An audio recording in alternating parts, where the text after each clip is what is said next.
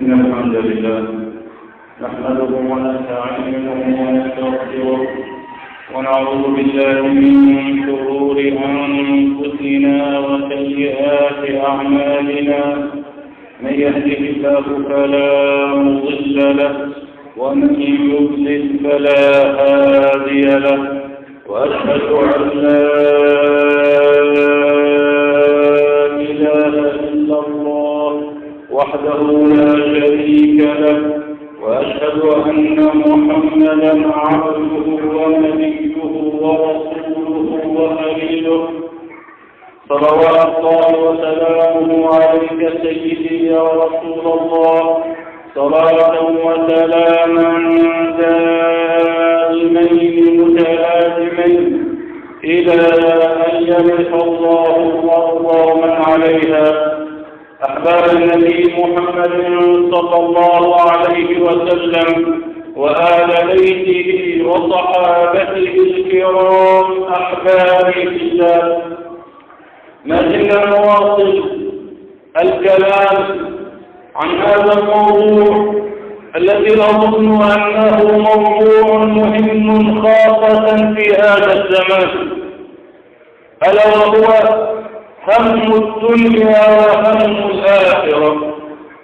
وعندما أقرأ لسلف الأمة الصالح من أصحاب النبي صلى الله عليه وسلم وممن تبعهم بإحسان إلى يومنا هذا، أجد العجب العجاب في شغلهم وهمهم بالآخرة. وذكرنا عباد الله لكم بعض هذه الأمثلة من انشغالهم بالآخرة وبالدين وبما بعد الموت. واليوم عباد الله مع شغل جديد كان يهمهم وكان يشغلهم وكان على بالهم، ولم يكونوا يتكاسلون عنه طرفة عين. هذا الشيء عباد الله هو له صلة بهم الآخرة، بل هو به وبهذا الأمر يأتي فينا هم الآخرة. أما إذا تركنا هذا الأمر فسوف نجد أنفسنا لا تأتي في قلوبنا ولا يأتي في قلوبنا هم الآخرة، فنظل على هم الدنيا وعلى شغل الدنيا حتى نلقى الله والعياذ بالله وليس عندنا استعداد للقاء الله سبحانه وتعالى. هذا الهم وهذا الشغل عباد الله الذي كان يشغلهم هو هم الدعوة إلى الله، هم الدعوة إلى الله عباد الله. ونحن نتصفح كتاب الله نريد أن نعرف من صاحب أفضل كلام أثنى الله عليه، من صاحب أفضل شيء يذكره هذا الإنسان يثني الله سبحانه وتعالى عليه. هل وجدنا ذكر الله وذكر الله له الفضل العظيم؟ هل وجدنا الاستغفار أو الصلاة على النبي صلى الله عليه وسلم؟ وللصلاة على النبي صلى الله عليه وسلم وللاستغفار فضل عظيم، ولكن وجدنا شيئا آخر ذكره الله سبحانه وتعالى في أنه أفضل الكلام وأحسن الكلام عند الله سبحانه وتعالى. يقول الله سبحانه وتعالى: ومن أحسن قولا ممن دعا إلى الله وعمل صالحا وقال إنني من المسلمين. إذا أحسن القول عند الله، أحسن الكلام عند الله أن تتكلم مبلغا عن الله، أن تتكلم بتدل الناس على الله، أن تتكلم وأنت تريد هداية الناس، أن تتكلم وأنت في قلبك حرقة وشفقة على هؤلاء الناس، فتكلمهم بما تقدر عليه. نبينا صلى الله عليه وسلم قال في حديث صحيح: بلغوا عني ولو آية. المراد بالآية عباد الله ليست الآية القرآنية فقط، بل المراد بها أي شيء يجعل من تكلمه يصل إليه أنك تريد له الهداية. أي شيء تتكلم به يجعله يتوب إلى الله، يجعله يرجع إلى الله، يجعله يعلم ويعرف أنه ما خلق في هذه الدنيا كالبهائم، ولكنه خلق لمقصد عظيم ألا وهو عبادة الله. أيقول على أحدنا عباد الله أن يقول لأخيه أو لجاره أو لصاحبه أو لقريبه أو لأي إنسان حتى ولم يكن يعرفه إن ربنا خلقنا للعبادة؟ هل هذا قيل عباد الله؟ أن نقول له أننا ما وجدنا في هذه الدنيا إلا لنوحد الله ولنتعرف على الله سبحانه وتعالى. أن نقول له مثلا: انظر إلى نفسك، هناك آية تأمرنا بالنظر إلى أنفسنا، لا تحفظها، ليس بشرط أن تحفظها. قل له: انظر إلى نفسك، انظر إلى هذا العالم. عباد الله، كلمة واحدة لو قلتها للإنسان ربما استحيا على نفسه فأقبل تائبا إلى الله. قل له بس ناخذ عين من عينيك ونحط لك مكانه جوهر أو لؤلؤة بملايين وليس بآلاف، بملايين الجنيهات. ايه رايك يا عم؟ احنا هناخد عين ونحط لك لؤلؤة بملايين الجنيهات. هل يا الله سوف نأخذ منك يدا من يديك ونضع مكانها يدا من ذهب تزن ربما ملايين من الأموال؟ هل يرضى؟ فإن لم يرضى وهو لم يرضى قل له: ألم تشكر الله وألا تشكر الله على هذه النعم؟ أقسم لكم بالله عباد الله، ليس الدلالة على الله تحتاج إلا على هؤلاء الذين هم بعيدين عن الله. والله العظيم من حمل في قلبه هذا الهم أنطق الله لسانه بما لا يعلم، أنطق الله لسانه بما لا يعلم. وأنا من الجهال عباد الله، ومع ذلك أدعي أن الله سبحانه وتعالى يتفضل علي بأن أقول ربما بما لم أقرأ. فتوحات من الله، وهذا فتح من الله يعطيه الله سبحانه وتعالى ربما لمن رأى الله من قلبه أنه يريد أن يكون سببا في هداية الناس، فالله يفتح عليه من الأشياء ما يلمس قلوب الناس. ولذلك بعض الناس ربما في بعض الخطط أو الدروس يقول الشيخ يتكلم عليه، أقسم بالله ربما تأتي أوقات أتكلم بالشيء لا أقصد به أحدا، ولكن يتضح لي بعد ذلك أن هذا الكلام الذي خرج مني أقام هدفا ولله الحمد، توفيق من الله. فالدلالة على الله عباد الله ليس أنا الذي أتوكل به وأتولاه، بل الله سبحانه وتعالى هو الذي يتولى اللسان الذي ينطق عنه سبحانه وتعالى. فما بالك إذا كان كلامك عن الله ألا ينطقك الله سبحانه وتعالى. بلغوا عني ولو آية. حدثوا عباد الله عن الله، حدثوا عباد الله الناس عن نعم الله. للأسف عباد الله لو الواحد منا، ونحن أبعد ما نكون عن الكلام عن الله إلا من رحم الله، لو الواحد مننا قالوا له عظيم انك نص ساعة أو ساعة تكلم فيها فلان أو تكلم فيها علان عن كذا شيء معين، وخذ 100 جنيه وخذ 200 جنيه، يظل ربما الليل طوله يحفظ هذا الكلام إن لم يكن يعلمه وإن لم يكن يعرفه حتى يحصل على المال.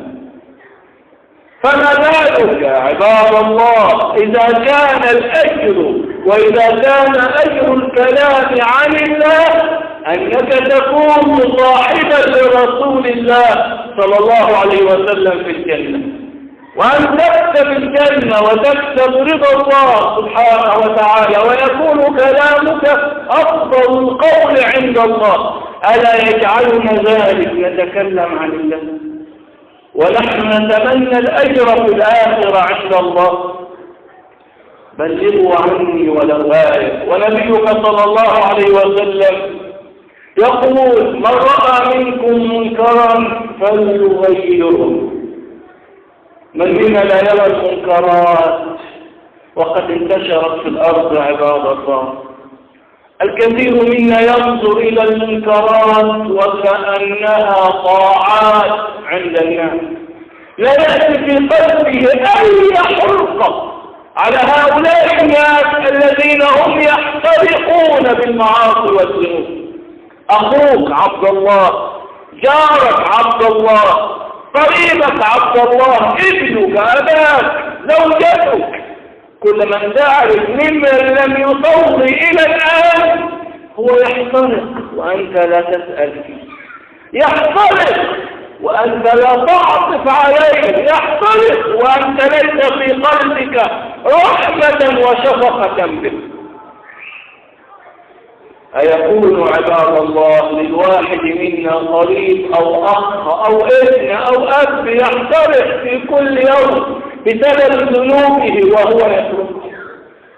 وهو يتركه؟ لابد أن يكون عباد الله وأن يأتي في قلوبنا هذا الهم في أن نرجع الناس إلى دين الله أفواجا. نبينا صلى الله عليه وسلم يقول وهو يضرب مثال لمن هم على الطاعة ولمن هم على المعصية. ضرب رسول الله صلى الله عليه وسلم هذا المثال فقال فيما معناه أن مثال من هم على الطاعة ومثال من هم على المعصية على بعض جماعة مسافرين راح يركبوا باخرة، الباخرة لها دورين. طبعا عايزين نعرفوا مين اللي هيبقى فوق ومين اللي هيبقى تحت، نعملوا قرعة. عملوا قرعة، جماعة بيبقوا فوق وجماعة بيبقوا تحت. الجماعة اللي تحت حتى يأتوا بالماء يذهبون إلى الأعلى فيأتون بالماء، فقالوا إنا نؤذي جيراننا. كل شوية يطلع ينزل يطلع ينزل، احنا بنؤذوهم كده، كل شوية يطلع فوق ننزل الجد إلا ميت بنؤذوهم. طب ايه الحل بتاعكم؟ الحل احنا نعمل الخلق او فتحة في قاع السفينة في الدور بتاعنا، ما دي بتاعنا احنا احرار فيه، نعمل خلق ونجيبه منه المية. يقول النبي صلى الله عليه وسلم إن تركوهم وما أرادوا. فالدور الأول قدام الدور التحتاني يعمل اللي عاوزين يفتح الخلق أو الفتحة دي، هلكوا جميعا، صح ولا لا؟ السفينة هتغرق وصول الأرض لا، هتغرق بالمر اللي تحت. وإن أخذوا على أيديهم نجوا ونجوا جميعا. هذا مثال ضربه النبي صلى الله عليه وسلم لمن هم على الطاعة ولمن هم على المعصية. وكأن النبي صلى الله عليه وسلم يقول إن لم يتحرك الطائعون على العاصين ينزل غضب الله على الجميع. وهذا ما قاله النبي صلى الله عليه وسلم. النبي صلى الله عليه وسلم قال لا تأمرن بالمعروف ولا تنهون عن المنكر، يعني أمر من النبي صلى الله عليه وسلم بالأمر بالمعروف والنهي عن المنكر. طب إن لم نأمر بالمعروف وننهى عن المنكر أو لا يوشكن الله أن ينزل عليكم غضبا من عنده ثم تدعونه فلا يستجاب له. كم واحد في كل سنة بيوقف على عرفة وبيقول يا رب اكشف الغمة عن الأمة. كم واحد بيقوم في الليل ويدعو الله أن يرحمنا الله. أين كشف الغمة؟ أين رحمة الله؟ كل ذلك بسبب أن أهل الطاعة لا يتخلقون على أهل المعصية. أن الذين يعلمون ويعرفون لا يريدون أن يتكلمون. كل واحد عنده كلمتين خليهم لنفسه. حتى أهل البيت من الشيء المحزن إن تلاقي واحد يصلي لي 50-60 سنة وتسأله مرتك تصلي؟ لا مش تصلي. ولادك تصلوا؟ لا مش تصلي. أنا لا أدعي ولا أقول عباد الله أننا مطالبون بهداية أحد. دي بداية، مش بقول لك أنت مطالب أن تهديهم. فالنبي صلى الله عليه وسلم لم يقدر أن يهدي عمه، ونوح لم يهدي ابنه.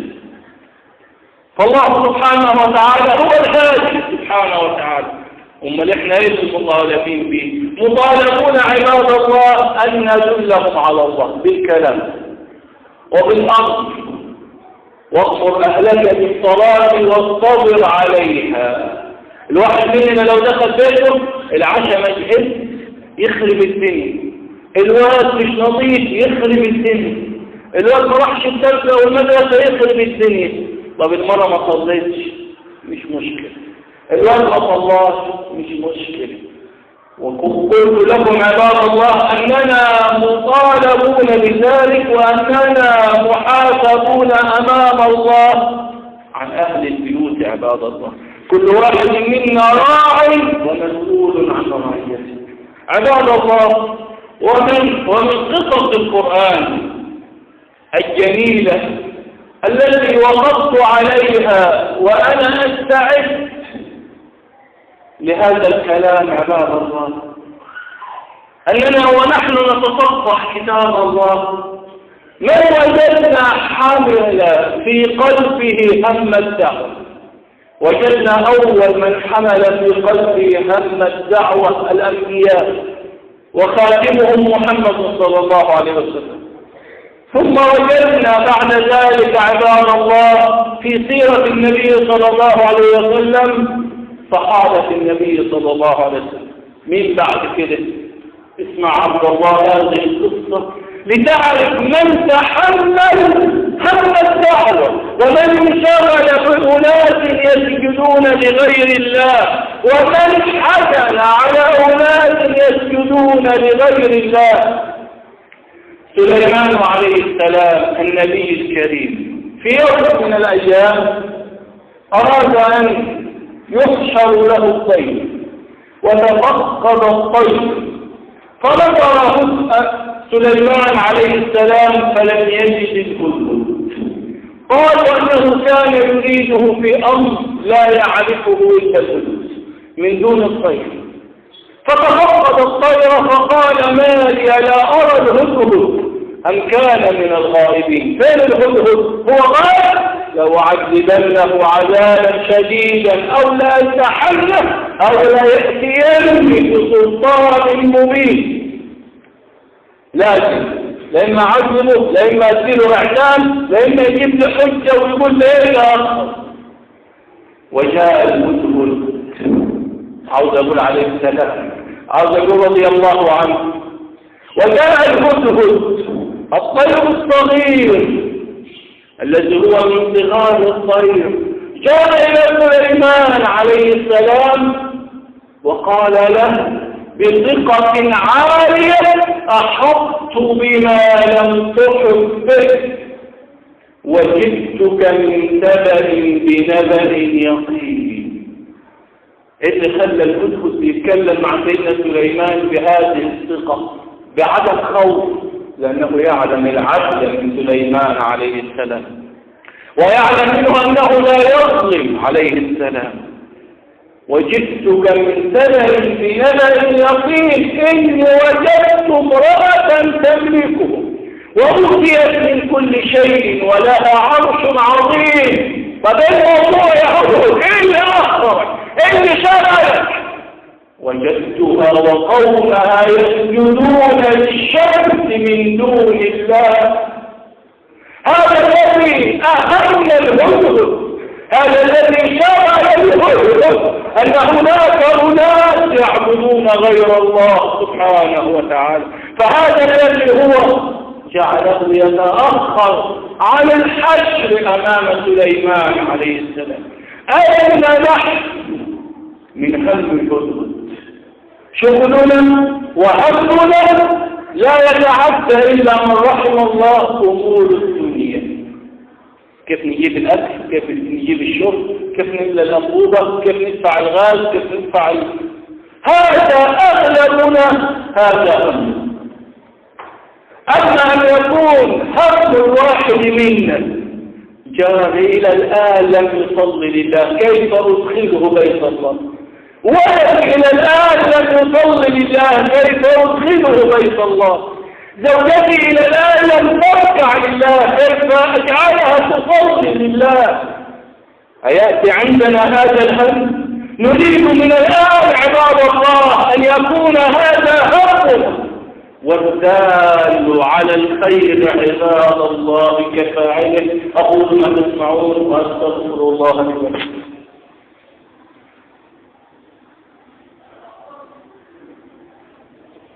الحمد لله رب العالمين وبه نستعين، والصلاة والسلام على أشرف المرسلين سيدنا محمد وعلى آله وصحبه وسلم. كان الهدهد عباد الله سببا في إسلام هذه المدينة بأكملها، مدينة سبأ عباد الله.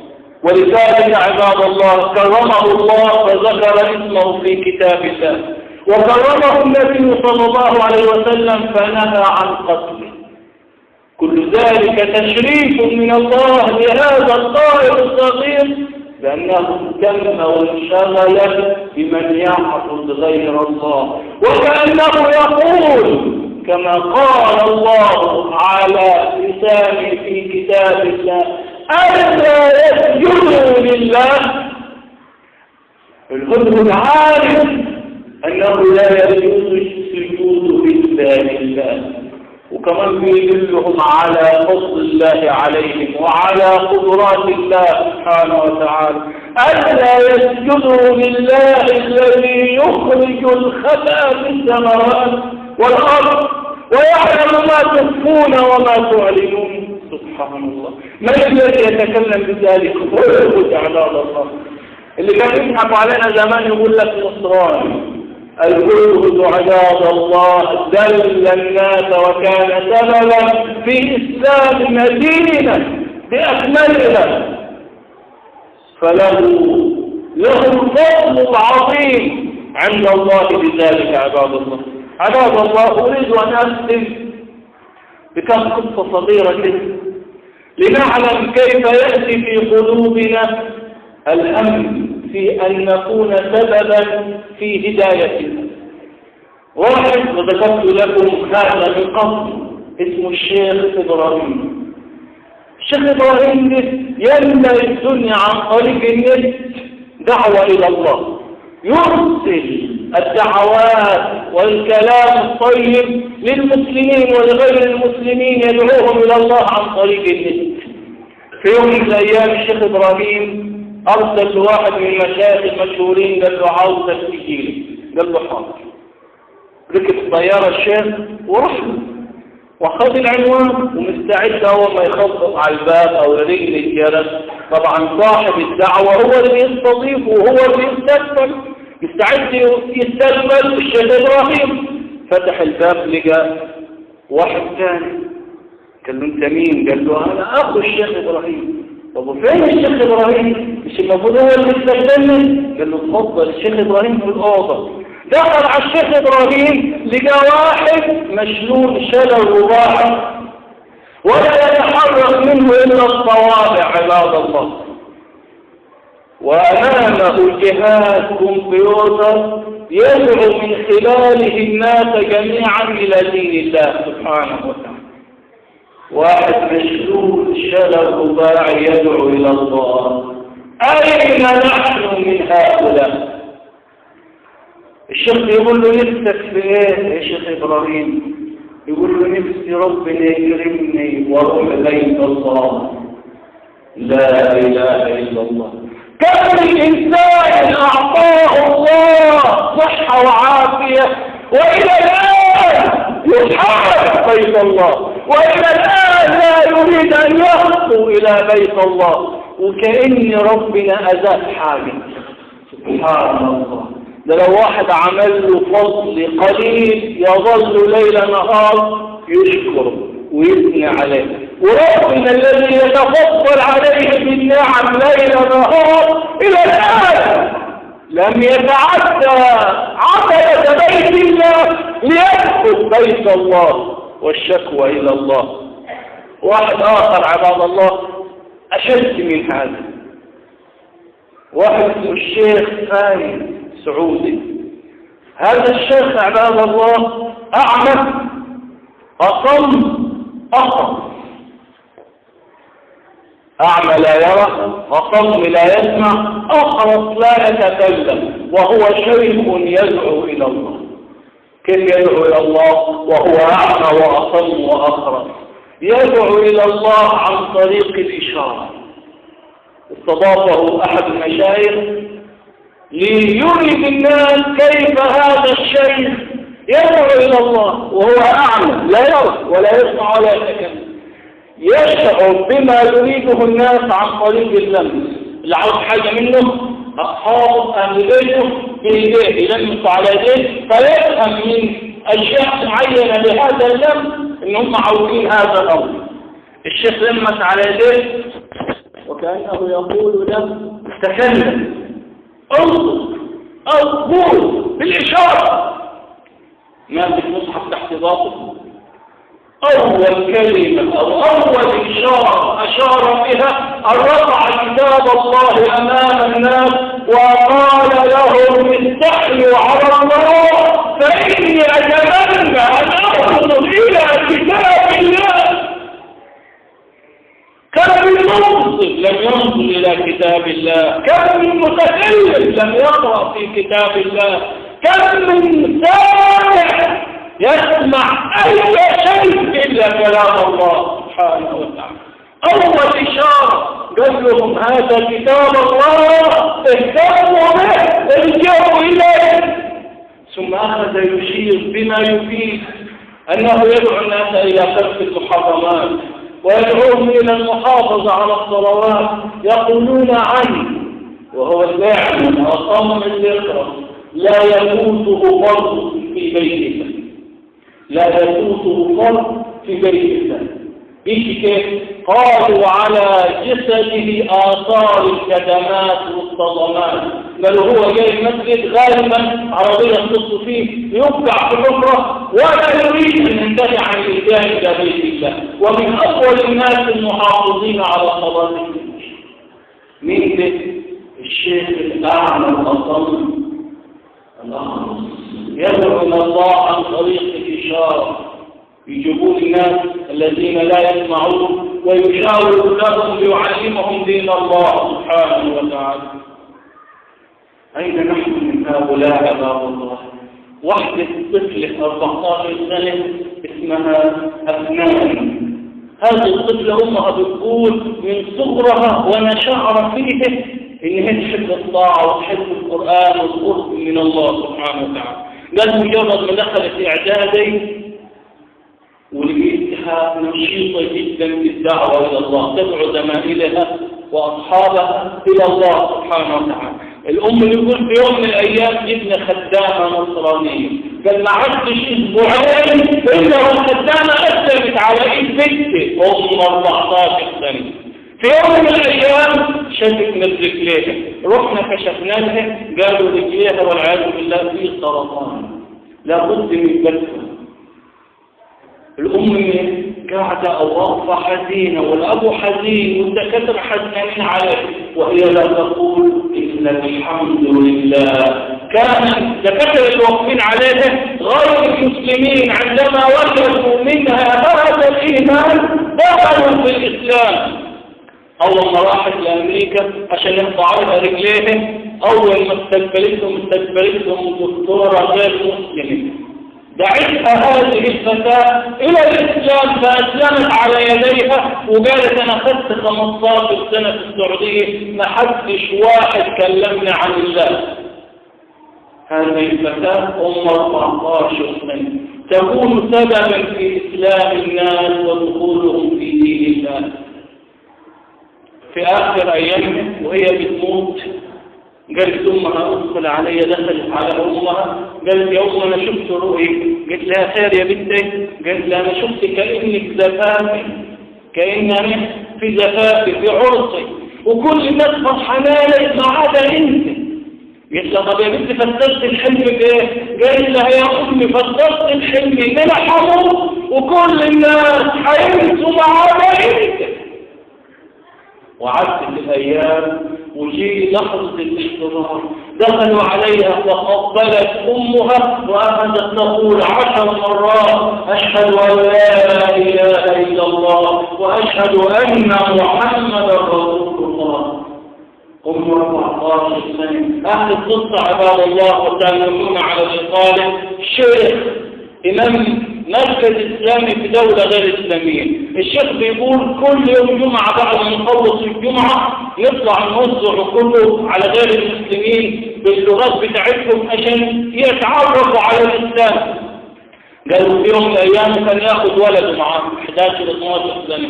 في يوم من الأيام أصبح الجو بارد جدا، عواصف وبرد وأمطار.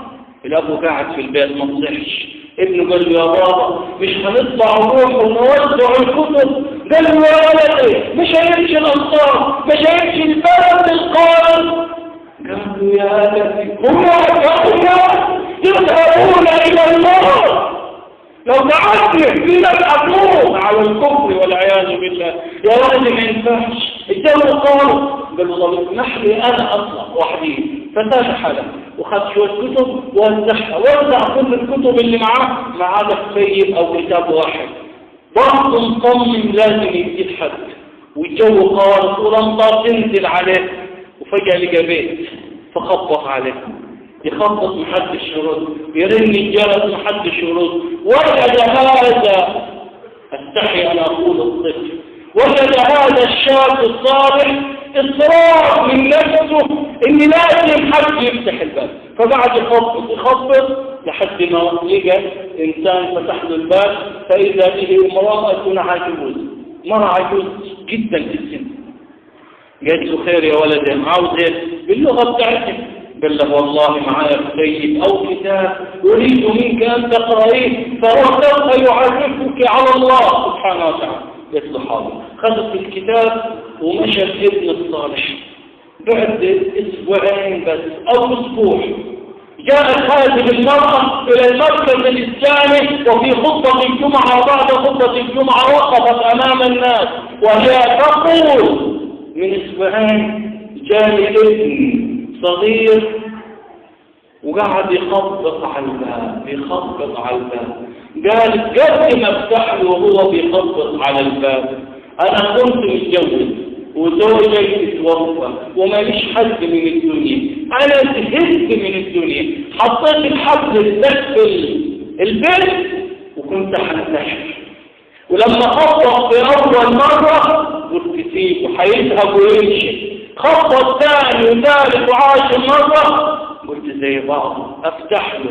اول ما قرأت الكتاب جئت لأعلن أنه لا إله إلا الله وأن محمدا رسول الله. طفل 11 سنة يحمل في قلبه هم الدعوة إلى الله، كله يحمل في قلبه هم الدعوة إلى الله. أفنان بنت 14 سنة تحمل في قلبها هم الدعوة إلى الله. نريد أن نحمل في قلوبنا، مش شرط تبقى شيخ ولا خريج أزهر ولا طالب أزهر ولا حافظ القرآن كله ولا حافظ حتى 10 أحاديث حتى تتكلم عن الله وعن دين الله. يكفيك أن تقول لأي إنسان انظر إلى نفسك، تعرف على نعم الله عليك. ما خلقنا الله إلا لطاعته. تكلم والله تكلم وابدأ بالكلام وسوف يجري الله على لسانك ما يكون غالبا سببا في هداية الناس إن شاء الله. نسأل الله أن نكون ممن يحمل في قلوبهم هم الدعوة إلى الله. اللهم اغفر لنا ذنوبنا وإسرافنا في أمرنا، اللهم ثبت أقدامنا وانصرنا على القوم الكافرين. اللهم آتنا في الدنيا حسنة وفي الآخرة حسنة وقنا عذاب النار. اللهم اهدنا واهد بنا واجعلنا سببا لمن اهتدى. اللهم اهد الإنس والجان. اللهم اهد غير المسلمين إلى الإسلام واهد المسلمين إلى الطريق المستقيم. اللهم اكفنا شر أعدائنا، اللهم اكفنا شر أعدائنا. اللهم إن لم تعلم منهم هداية وتوبة قبل الممات فانتقم لنا منهم. اللهم انتقم لنا منهم واجعل آخر كلامنا من الدنيا لا إله إلا الله. وجزاكم الله كل خير.